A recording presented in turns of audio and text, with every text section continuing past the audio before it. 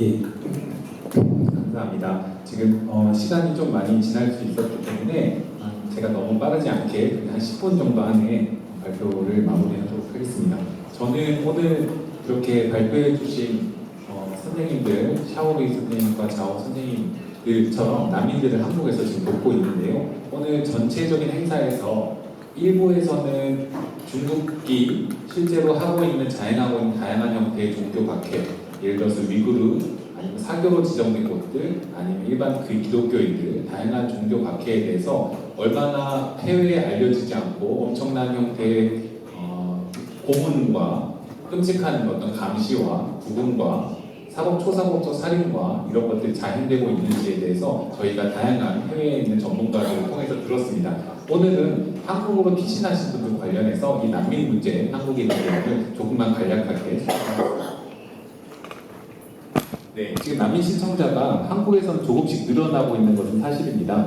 1994년부터 한국에서 난민 제도가 시작이 되었는데요. 지금은 2013년 이후로는 거의 매년 2배 정도씩 난민 신청자가 늘어나고 있고, 최근 통계에 따르면 2018년에는 작년에 한 해 동안 15,000명 정도가 한국에서 난민 신청을 한 것으로 알려져 있습니다.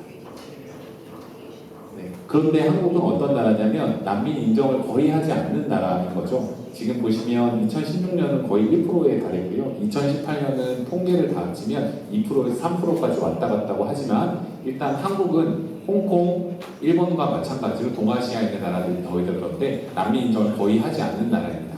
한국 이제 세계 평균이라는 걸 저희가 수치를 내면 33% 정도의 난민 인정률을 얘기할 수 있고, 미국 같은 경우도 40% 정도의 난민 인정률을 말하고 있는데, 한국은 3% 난민만 인정하고 나머지는 송환하게 되는 그런 곳인 거죠. 예, 이것도 2018년 12월 31일자 통계에 대한 것들이고요. 넘어가겠습니다. 한국에서의 문제는 주로 많이 알려져 있던 겁니다. 언론을 통해서도 알려져 있던 것처럼 절차적인 문제들이 있고요. 법적인 조력을 받을 수 있는 사람들이 거의 없습니다. 그리고 난민 신청을 해서 심사를 받는 동안에 계속해서 불안정한 체류를 해야 되는 문제가 있습니다. 그리고 실체적인 문제로는 앞으로 낮은 인정률에 대해서 설명을 드렸고요. 예를 들어서 전쟁으로 인한 난민들, 시리아 난민, 예멘 난민 이런 사람들도 난민을 인정하지 않고 휴머니테리안 스테이터스만 부여합니다. 주로 이집트, 수단과 같은 곳에서 정치적 의견으로 인한 난민들 같은 경우도 박해 위험이 매우 높은데 난민 잘 인정하지 않습니다. 파룬궁, 전능신교 등 주로 위구르 포함한 5대 종교가 아닌 소수 종교에 대한 종교 박해 난민들 역시 잘 인정하지 않습니다. 예, 다음은요. 그래서 보면 한국은 지금 법리적으로 어떻게 되어 있냐면, 한국의 판례는 주로 난민 인정한 종교 사례들이 조금 있습니다. 주로 어떤 사례들이냐면, 예외적으로 이란 국적에 있는 무슬림이었다가 기독교로 개종한 컨버트들에 대해서는 특정한 사안에 따라 난민 인정을 해주는 경우들이 있고요. 마찬가지로 이집트의 무슬림이었다가 기독교로 개종한 사람들 같은 경우 그러한 사정이 주변에 있는 커뮤니티에 많이 알려지면 난민 인정을 하기도 합니다. 그런데 극소수, 과거에는 파룬궁 분들 난민 인정을 해주신 적이 있고요. 위구르족은 아직 난민 인정을 받은 사례가 없고 한국에서 숫자가 매우 적은 것으로 알려져 있습니다. 파룬궁에 대한 레이저 판례를 제가 소개하지 않을 수가 없습니다. 이게 과거에 파룬궁에 대해서 한국의 법원이 이러한 기준을 만들어 놓았다 보니까 지금은 사실 한국에서의 소수 종교 박해는 전능신교 분들에 대한 박해가 가장 핵심적인 이슈가 되고 있는데, 파룬궁에서의 판례가 그대로 전능신교인 사람들에게 동일하게 적용됩니다. 그 기준이 무엇이냐면, 첫 번째는 과거에 체포나 구속을 받아서 한국에 입국했던 사람이어야 되는 것입니다. 예를 들어서 샤오루이 선생님 같이 벌써 3년 동안 감옥에 있었다가 한 사람들 같은 경우 당연히 여기 들어가는 거죠. 두 번째는 어떻게 되냐면, 한국에 있으면서 너무 주도적인 활동을 해서 잘 알려져서 중국 정부가 관심을 가질 것 같은 사람이라는 겁니다. 근데 이 판례는 사실 잘못된 판례입니다. 왜냐하면 난민 야박에서 박해는 미래의 박해를 받을 가능성이 있는가를 판단하는 것이지, 과거에 했든지 안 했든지는 이걸 판단하는 한 요소에 불과한 것인데, 과거에 반드시 박해를 받을 것을 요구하고 있고, 대부분에 있는 이제 파룬궁 신도들과 또 달리 전능신교 교인들은 대부분 과거에서 전능신교 신앙을 갖고 있다가 그 다음에 이제 한국으로 온 사람인데 불구한데, 2번 같은 경우는 아무것도 없었다가 한국에서 특별히 무슨 일이 생긴 사람들에게만 해당되는 조건을 마찬가지로 이분들에게 적용하고 있다는 겁니다. 그래서 지금은 실제 재판을 해보거나 난민 심사를 해보면 특히 가장 많은 사례인 전능신교 교인들 같은 경우는 어떤 일들이 일어나고 있냐면 과거에 박해받은 적도 없다.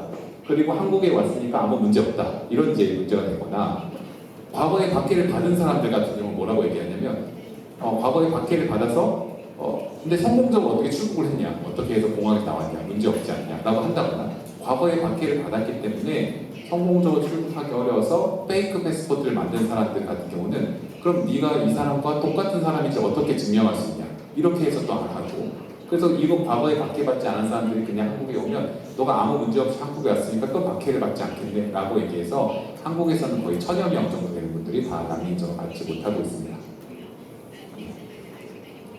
다음이요. 이거는 사실 좀 이례적인 겁니다. 한국 같은 경우가 난민 인정률이 세계적으로 매우 낮기도 하지만 이 통계는 마시모 교수님께서 비터윈터를 통해서 수집하신 정보로 알고 있는데요.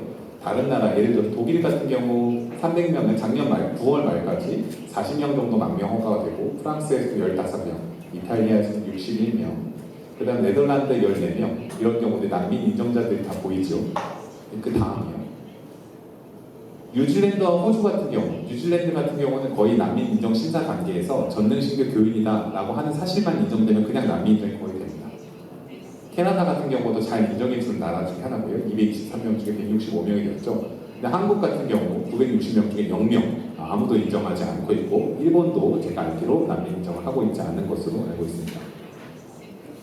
그런데 이제 다양하게 제가 스펠을 좀 잘못 썼는데 인권이사의 의견서라고 한다든지 지금 유엔이나 국제사회에서 이미 국경 없는 인권에 레아 선생님도 말씀해 주셨지만 다양한 형태로 중국에서 지금 소수 종교애들에 대한 박해가 일어나고 있다는 것, 심지어 최근에 그 다음이요.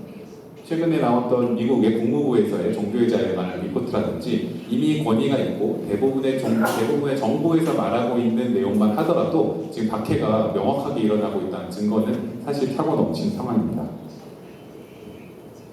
그 종교 박해라고 할 때는 저희가 얘기하듯이 5대 종교나 우리가 알고 있는 기독교 종교나 다양한 종교들뿐만 아니라 모든 형태의 종교적 신념이 다 포함되는 것이고요. 박해는 어떻게 되냐면 박해는 신체의 자유에 대한 박해만이 아니라 종교의 자유를 완전히 박탈된 것도 박해로 봐야 되는데 지금 그렇게 잘 한국에서 인정하지 않고 있습니다. 하급심에서 좀 좋은 판례가 나온 거라면 이런 것들이 있는 건데요. 종교의 자유를 숨기고 살아가야 된다면 실제로 감옥에 가든 감옥에 가지 않든 종교를 행위를 하면 곧장 잡혀가거나 이렇게 될 수 있기 때문에 스스로 숨겨야 되는 것 자체도 당연히 박해에 해당한다라는 판례들이 하급심에 조금씩 있습니다. 그런 경우가 이제 전향적인 판결이지만 대부분의 판례는 이걸 받아들이지 않습니다. 충분한 근거 있는 공포, 중국의 종교 박해 상황에서는 그 공포가 명확합니다. 아까 마시모 교수님 말씀하셨던 것처럼 중국의 종교사무조례 개정들 같은 경우에서 모든 종교가 지금 탄압받고 있는 거, 심지어 중국에 있는 한국 대사관 홈페이지에도 종교사무조례 개정으로 인해서 지금 많이 박해가 예상되니 한국에 있는 선교사님들 좀 조심하라 이런 식의 보고도 올라가 있습니다.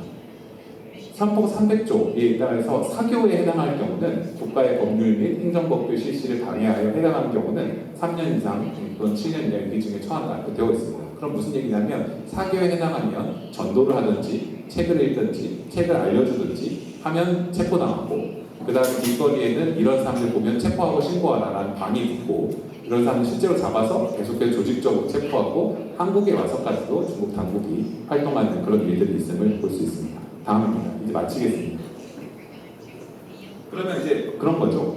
이제 아까 제가 말씀드린 것처럼 종교회사 자유 박탈되었고 300조의 규정을 내린 처벌도 되고 실제로도 다양한 단속도 되고 처벌도 되고 고문도 되고 있는데 그리고 국제적인 기준은 과거의 박해를 전혀 요하지 않는데도 불구하고 한국에서는 잘 안 하고 있는 겁니다. 그렇기 때문에는 국가 정황 정보를 고려할 때는 위구르 당연하고요, 파룬궁 당연하고요, 티베탄 불교 당연하고요, 전능신교 교인들도 마찬가지로 박해 경험을 과거에 했든 안 했든 교인인 것과 그 신앙생활에 알려주면 당연히 난민 인정하는 것이 상당합니다. 그렇기 때문에 다른 나라에서는 뉴질랜드, 캐나다에서는 그냥 다른 과거의 경험을 묻는 게 아니라 실제로 이분들이 그런 신념을 갖고 활동했던 사람이 맞냐? 이 맞다면 그냥 박해받는 게 당연하기 때문에 이걸 심리하는 데 난민 심사가 맞춰져 있습니다. 예, 그런데 아까 전에 말씀드린 것처럼 제가 이미 말씀드렸던 부분에 넘어가면요, 다양한 형태로 법리적인 있어서 한국에서는 소수 종교들에 대해서는 불인정 사유, 대부분 난민으로 인정하지 않고 있습니다.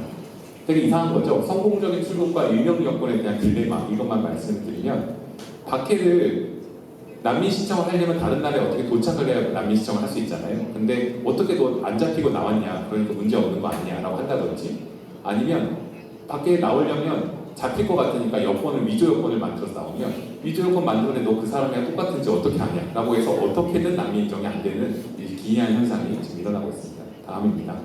그래서 저는 한국 정부는 난민 협약에 근거한 심사를 중국의 종교 박해를 받을 사람들에 대해서 과연 하고 있는지에 대한 강한 의문을 갖고 있습니다.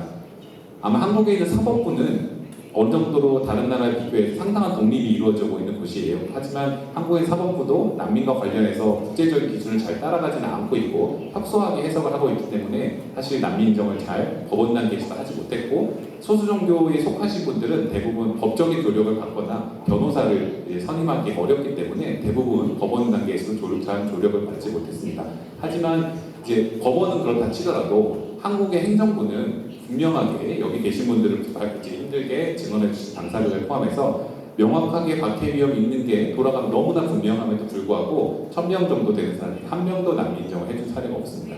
난민의 날, 세계 난민의 날 맞아서 이와 같은 한국 정부의 부당한 기준, 과연 중국 정부의 어떤 눈치를 보는 것은 아닌가, 박해할 것과에서 압력을 실제로 한국 정부가 느끼면서 과연 안 하려고 소극적으로 더 하고 있는 것이 아닌가, 난민들을 가급적이면 다 추방하고 한국에 있지 않게 하려는 것이 아닌가, 이런 의심을 이제 갖게 되는 것입니다. 제 발표는 여기서 마치겠습니다.